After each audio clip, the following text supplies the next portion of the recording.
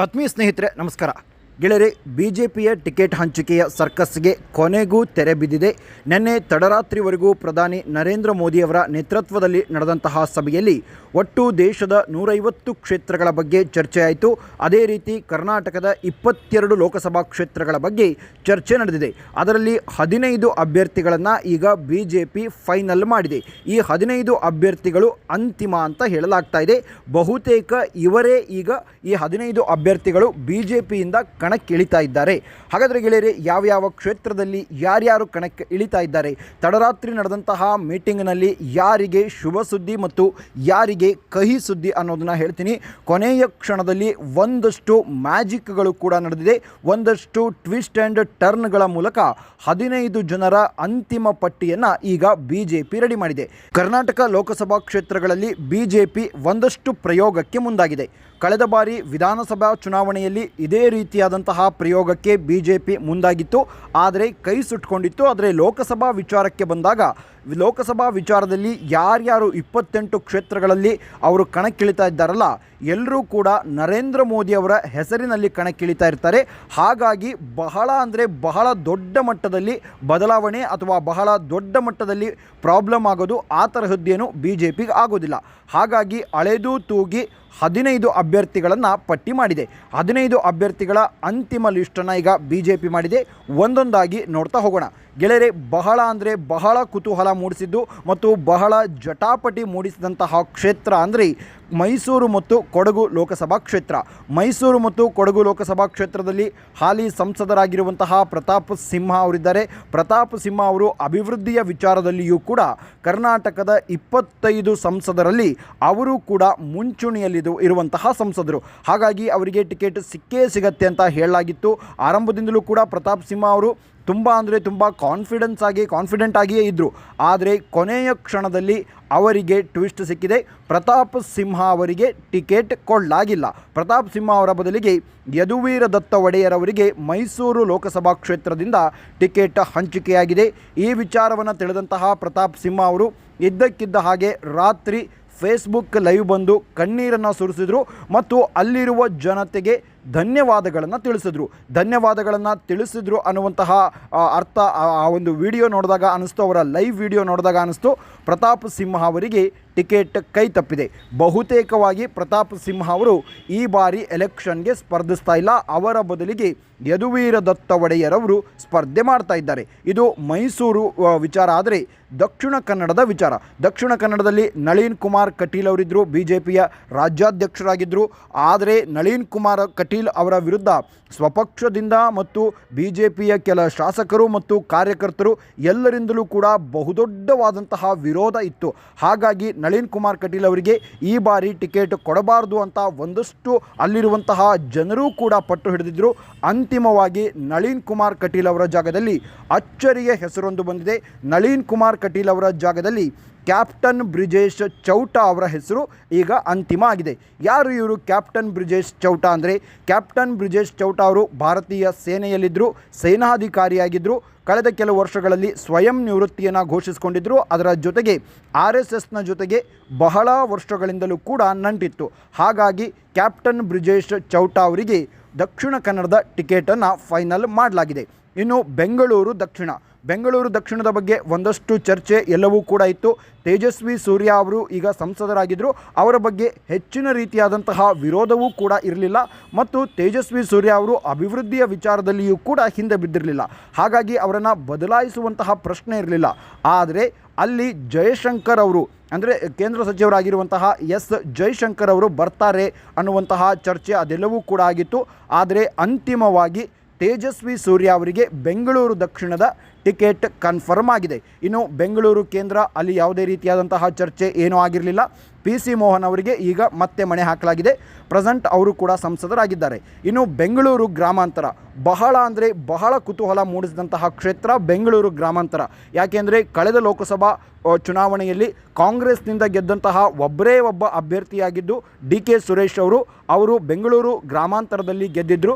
ಈ ಬಾರಿ ಆ ಕ್ಷೇತ್ರವನ್ನು ಕೂಡ ವಶಪಡಿಸಿಕೊಳ್ಳಬೇಕು ಅನ್ನುವಂತಹ ಲೆಕ್ಕಾಚಾರದಲ್ಲಿ ಕ್ಷೇತ್ರದಲ್ಲಿ BJP ಮತ್ತು JDS ಮೈತ್ರಿ ಅಭ್ಯರ್ಥಿ ಇತ್ತು. ಹಾಗಾಗಿ ಡಾಕ್ಟರ್ CN ಮಂಜುನಾಥ್ ಅವರಿಗೆ ಈಗ ಟಿಕೆಟನ್ನು ಕೊಡಲಾಗಿದೆ. ಆದರೆ ಇಲ್ಲಿ ಒಂದು ಕನ್ಫರ್ಮ್ ಆಗಿಲ್ಲ, ಡಾಕ್ಟರ್ CN ಮಂಜುನಾಥ್ ಅವರು JDSನಿಂದ ಸ್ಪರ್ಧೆ ಮಾಡ್ತಾರಾ ಅಥವಾ BJPಯಿಂದ ಸ್ಪರ್ಧೆ ಮಾಡ್ತಾರೆ ಅನ್ನೋದು ಕನ್ಫರ್ಮ್ ಆಗಿಲ್ಲ. ಒಟ್ಟಾರೆಯಾಗಿ BJP ಮತ್ತು JDS ಅಭ್ಯರ್ಥಿಯಾಗಿ ಬೆಂಗಳೂರು ಗ್ರಾಮಾಂತರಕ್ಕೆ ಡಾಕ್ಟರ್ CN ಮಂಜುನಾಥ್ ಅವರ ಹೆಸರು ಫೈನಲ್ ಆಗಿದೆ. ಇನ್ನು ಬಳ್ಳಾರಿ ಲೋಕಸಭಾ ಕ್ಷೇತ್ರದಲ್ಲಿ ಪ್ರೆಸೆಂಟ್ ಸಂಸದರಾಗಿರುವಂತಹ ದೇವೇಂದ್ರಪ್ಪ ಅವರಿಗೆ ಟಿಕೆಟ್ ಕೊಡೋದಿಲ್ಲ ಅನ್ನೋದು ಬಹಳ ಹಿಂದಿನಿಂದಲೂ ಕೂಡ ಗೊತ್ತಿತ್ತು.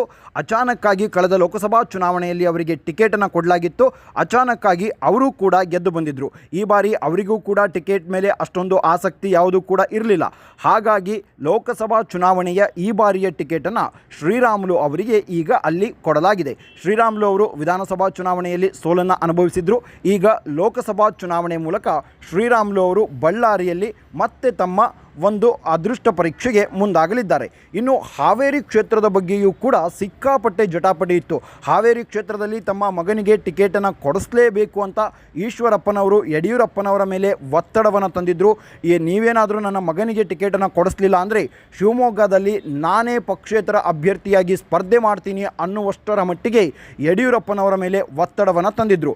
ಆ ಒತ್ತಡ ಎಲ್ಲವೂ ಕೂಡ ಹೈಕಮಾಂಡ್ ಮುಂದೆ ಇಟ್ಟಿದ್ದರು ಯಡಿಯೂರಪ್ಪ. ಆದರೆ ಹೈಕಮಾಂಡ್ ಅಂತಿಮವಾಗಿ ಅಲ್ಲಿ ಕಾಂತೇಶ್ ಅವರಿಗೆ ಮಣೆಯನ್ನು ಹಾಕಿಲ್ಲ. ಅದರ ಜೊತೆಗೆ BC ಪಾಟೀಲ್ ಅವರು ಕೂಡ ಟಿಕೆಟ್ಗಾಗಿ ಬೇಡಿಕೆಯನ್ನು ಇಟ್ಟಿದ್ದರು. ಇದೆಲ್ಲದರ ವಿರೋಧಗಳ ನಡುವೆ ಅದೆಲ್ಲ ಮತ್ತು ಒತ್ತಡಗಳ ನಡುವೆಯೂ ಕೂಡ ಮಾಜಿ CM ಬಸವರಾಜ ಬೊಮ್ಮಾಯಿ ಅವರಿಗೆ ಮಣೆ ಹಾಕಲಾಗಿದೆ. ಹಾವೇರಿ ಕ್ಷೇತ್ರದಿಂದ ಈ ಬಾರಿ ಬಸವರಾಜ ಬೊಮ್ಮಾಯಿ ಅವರು ಲೋಕಸಭಾ ಚುನಾವಣೆಗೆ ಸ್ಪರ್ಧೆಯನ್ನು ಮಾಡ್ತಾರೆ. ಇನ್ನು ಕಲಬುರಗಿ ಉಮೇಶ್ ಜಾಧವ್ ಅವರನ್ನು ಬದಲಾಯಿಸುವಂತಹ ಯಾವುದೇ ರೀತಿಯಾದಂತಹ ಪ್ರೆಷರ್ ಆ ತರಹದ್ದು ಏನೂ ಇರಲಿಲ್ಲ. ಕಳೆದ ಲೋಕಸಭಾ ಚುನಾವಣೆಯಲ್ಲಿ ಕಾಂಗ್ರೆಸ್ನ ಧೀಮಂತ ನಾಯಕ ಮಲ್ಲಿಕಾರ್ಜುನ್ ಖರ್ಗೆ ಅವರನ್ನೇ ಉಮೇಶ್ ಜಾಧವ್ ಅವರು ಸೋಲಿಸಿದರು. ಹಾಗಾಗಿ ಈ ಬಾರಿ ರಿಸ್ಕ್ ಯಾವುದು ಬೇಡ ಅಂತ ಅವರನ್ನೇ ಉಳಿಸಿಕೊಳ್ಳಲಾಗಿದೆ. ಇನ್ನು ಬಾಗಲಕೋಟೆ ಲೋಕಸಭಾ ಕ್ಷೇತ್ರದಲ್ಲಿ ಒಂದಷ್ಟು ಬದಲಾವಣೆ ಮಾಡಬಹುದು. ಬದಲಾವಣೆಗೂ ಕೂಡ BJP ಮುಂದಾಗಿತ್ತು. ಅಲ್ಲಿ ಬಸವನಗೌಡ ಪಾಟೀಲ್ ಯತ್ನಾಳ್ ಅವರನ್ನು ಕರ್ಕೊಂಡು ಬಂದು ನಿಲ್ಲಿಸಬೇಕು ಅನ್ನುವಂತಹ ಒಂದಷ್ಟು ಚರ್ಚೆ ಎಲ್ಲವೂ ಕೂಡ ಆಗಿತ್ತು. ಆದರೆ ಕೊನೆಯ ಕ್ಷಣದಲ್ಲಿ ಪ್ರಧಾನಿ ನರೇಂದ್ರ ಮೋದಿಯವರು ಬೇಡ, ಅಲ್ಲಿ ರಿಸ್ಕ್ ತೆಗೆದುಕೊಳ್ಳೋದು ಬೇಡ, ಈಗಿರುವಂತಹ PC ಗದ್ದಿಗೌಡರ ಅವರಿಗೇ ಟಿಕೆಟ್ ಕೊಡೋಣ, 4 ಬಾರಿ ಅವರು ಗೆದ್ದು ಬಂದಿದ್ದಾರೆ, ಹಾಗಾಗಿ ಅವರಿಗೆ ಟಿಕೆಟ್ ಕೊಡೋಣ ಅನ್ನುವಂತಹ ಅಂತಿಮ ನಿರ್ಧಾರವನ್ನು ಪ್ರಧಾನಿ ನರೇಂದ್ರ ಮೋದಿಯವರು ಈಗ ವ್ಯಕ್ತಪಡಿಸಿದ್ದಾರೆ. ಅದರ ಜೊತೆಗೆ ವಿಜಯಪುರ ಕ್ಷೇತ್ರದಲ್ಲಿ ಒಂದಷ್ಟು ವಿರೋಧಗಳು ಎಲ್ಲವೂ ಕೂಡ ವ್ಯಕ್ತವಾಗಿತ್ತು. ರಮೇಶ್ ಜಿಗಜಿಣಗಿ ಅವರಿಗೆ ವಯಸ್ಸಾಗಿದೆ, ಅವರ ಬದಲು ಬೇರೆ ಯಾರಾದರೂ ಹೊಸ ಮುಖವನ್ನು ಅಲ್ಲಿ ಪರಿಚಯಿಸೋಣ ಅನ್ನುವಂತಹ ಮಾತುಗಳು ಎಲ್ಲವೂ ಕೂಡ ಕೇಳಿಬಂದಿತ್ತು. BL ಸಂತೋಷ್ ಅವರು ಕೂಡ ಅಲ್ಲಿ ಹೊಸ ಮುಖಗಳ ಪರಿಚಯಕ್ಕೆ ಒಂದಷ್ಟು ಬೇಡಿಕೆಯನ್ನು ಕೂಡ ಎಲ್ಲ ಇಟ್ಟಿದ್ದರು. ಅವರು ಕೂಡ ಹೊಸ ಮುಖಗಳ ಪರಿಚಯಕ್ಕೆ ಅವರು ತಮ್ಮ ಒಲವನ್ನು ತೋರಿದ್ರು. ಆದರೆ ಅಂತಿಮವಾಗಿ ಅಲ್ಲಿಯೂ ಕೂಡ ರಿಸ್ಕ್ ತೆಗೆದುಕೊಳ್ಳೋದು ಬೇಡ ಅನ್ನುವಂತಹ ಉದ್ದೇಶದಿಂದಾಗಿ ರಮೇಶ್ ಜಿಗಜಿಣಗಿ ಅವರಿಗೆ ಅಲ್ಲಿ ಟಿಕೆಟನ್ನು ಫೈನಲ್ ಮಾಡಲಾಗಿದೆ. ಇನ್ನು ತುಮಕೂರಿನಲ್ಲಿಯೂ ಕೂಡ ಸಿಕ್ಕಾಪಟ್ಟೆ ಜಟಾಪಟಿ ಇತ್ತು.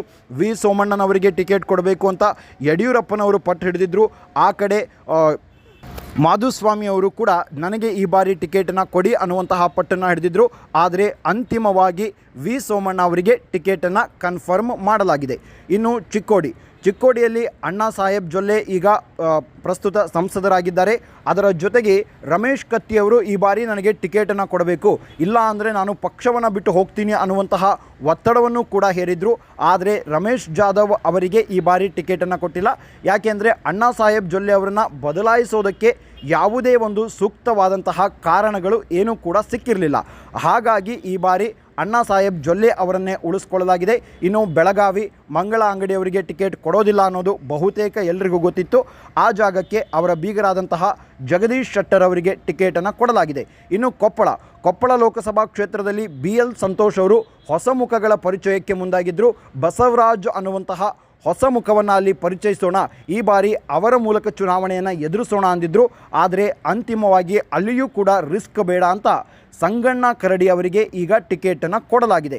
ಅದರ ಜೊತೆಗೆ ಗೆಳೆಯರೆ, ಮೈಸೂರು ಕ್ಷೇತ್ರದ ಬಗ್ಗೆ ಬಹಳ ಜನರು ಈಗ ಬೇಸರವನ್ನು ವ್ಯಕ್ತಪಡಿಸ್ತಾ ಇದ್ದಾರೆ.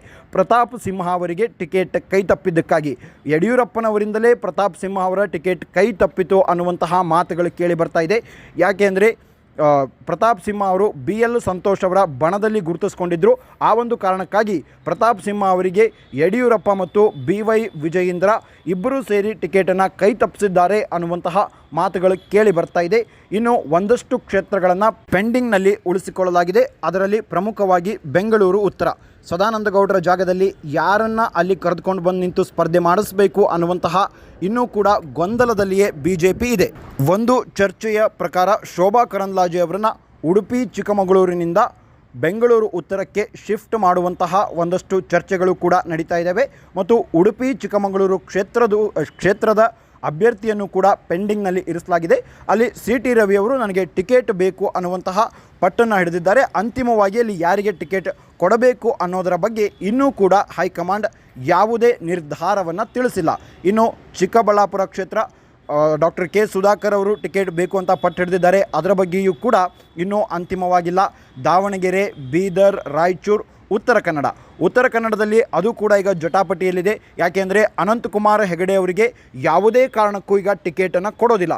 ಅನಂತಕುಮಾರ್ ಹೆಗಡೆ ಅವರ ಜಾಗಕ್ಕೆ ಗೋಪಾಲ್ ಜಿ ಅವರನ್ನು ಕರ್ಕೊಂಡು ಬರಬೇಕು ಅಂತ BL ಸಂತೋಷ್ ಅವರು ಪಟ್ಟು ಹಿಡಿದಿದ್ರೆ, ಇನ್ನು ಬೇರೆ ಬೇರೆ ಹೆಸರುಗಳು ಕೂಡ ಕೇಳಿ ಬರ್ತಾ ಇದ್ದಾವೆ.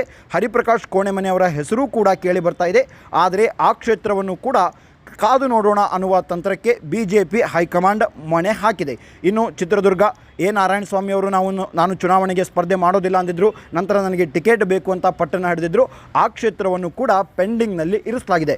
ಗೆಳೆಯರೆ, ಇದು BJPಯ 15 ಜನ ಅಭ್ಯರ್ಥಿಗಳ ಅಂತಿಮ ಪಟ್ಟಿ. ಇಲ್ಲಿ ಯಾವುದೇ ರೀತಿಯಾದಂತಹ ಬದಲಾವಣೆ ಆಗೋದಕ್ಕೆ 99% ಚಾನ್ಸಸ್ ಇಲ್ಲ.